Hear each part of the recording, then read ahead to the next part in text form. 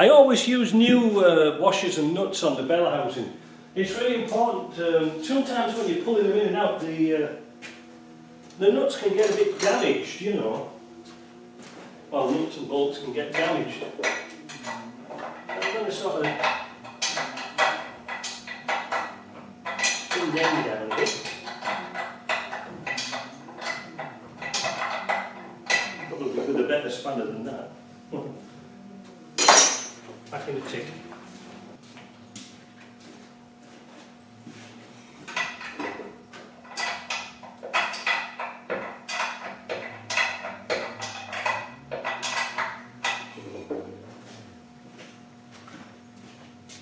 Even tightening. This is why it's good to show people.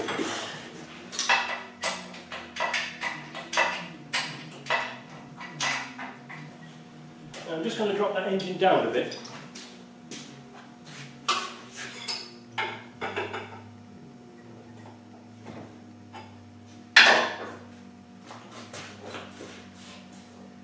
Lovely.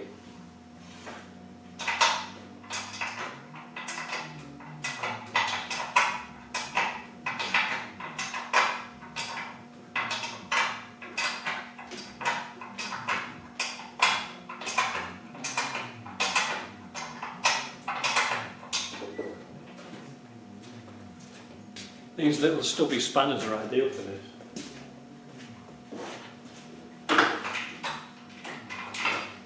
Because you can drop them easy. There we go. So, I'll get a couple more. I'll just get a couple more nuts on that because that's kind of boring, because otherwise I'm shouting from over there and you perhaps won't hear me.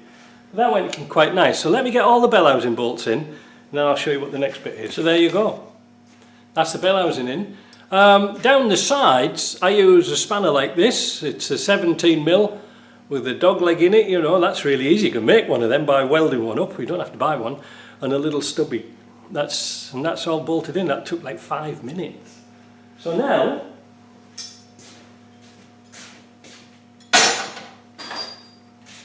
we let the jack down that's supporting the gearbox.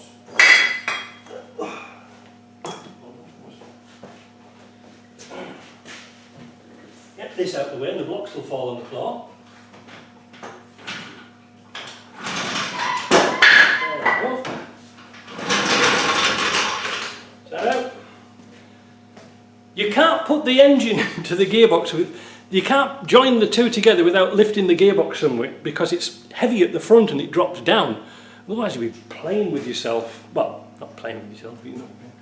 Now, let's get this out of the way. Now we can safely just drop that down. We'll just pull the power steering pump up. If it will, wait a minute. Because remember, we didn't take this off. There we go. Put that up into its little place up there. So we didn't have power steering fluid all over the place. And that's your TPI in. Ah. Take off the chains. Now unfortunately this engine didn't come with the lifting eyes, so I had to use my own spare set. But works out nice. Oh, I don't need to jack it up, I'll just take this off. And a balancing lift is really handy. As you saw there, all I had to do was tip the engine by moving this backwards and forward. Sort of indispensable tools. You put off buying them for a long time, think, well, I won't need them. But the very day you do want one, pays for itself. Next step, that can go down.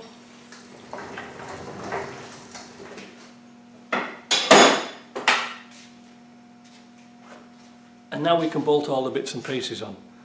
I wonder if I should leave this running. I'll rearrange the camera and then we'll bolt it all together. Well, that was a strange interruption. It turned into a beer break. And about 5 cans of beer later we were back on this job again. What I've done now, I've got a great deal of this done, but what I've done, I don't know if you can see down here, look. I've jacked up the car and I'm supporting it on the bumper at the front, which allowed the axle to come back down, if you see what I mean. What I'm going to do now is I'm going to crawl underneath and put the exhaust on and the engine mounts. Now the reason why I dropped the axle down is so you can get good access with a little podger bar to get the alignment right for the engine mounts, because it's a bit tight to get in, but it's kind of easy really. But I'm going to do that and then fasten the exhaust on using this 15mm thin wall socket. It's a 3/8 drive, but I've got an adapter for it, and these are the nuts you're supposed to use. Do that, fasten the exhaust pipe up, put the bolts under the bell housing, put those in, and that should finish off underneath. Then it's bleed through, wires on and fire up. As if. So all was going well until I come to put the bolts in the mountings, and well, I thought, this is strange, the holes don't line up. Whoever put the engine and gearbox in before, the gearbox mountings were way to the front, so the alignment was sort of like this, so the bolts for the engine wouldn't line in. No wonder they all sheared off. Well, talking of shearing off, that side gearbox mounting has sheared off, so consequently the engine's sort of a bit crooked. It's like this, and that's why I can't get the mountings in. So I'm going to have to correct that first before I can do the engine mounting bolt. I think you would have had a hell of a job trying to put it in with the studs and just drop it in like this, because the studs would have been all cockeyed. And I think these aftermarket mountings, if I remember right, I just have to get the die grinder and open the hole just a little bit bigger. I don't know, I might have to, I might not. I'll have to replace that mounting. Damn, I'm not looking forward to that. I didn't anticipate that at all. Not a big job, not a major job, but another job. And if I've got a mounting. Right.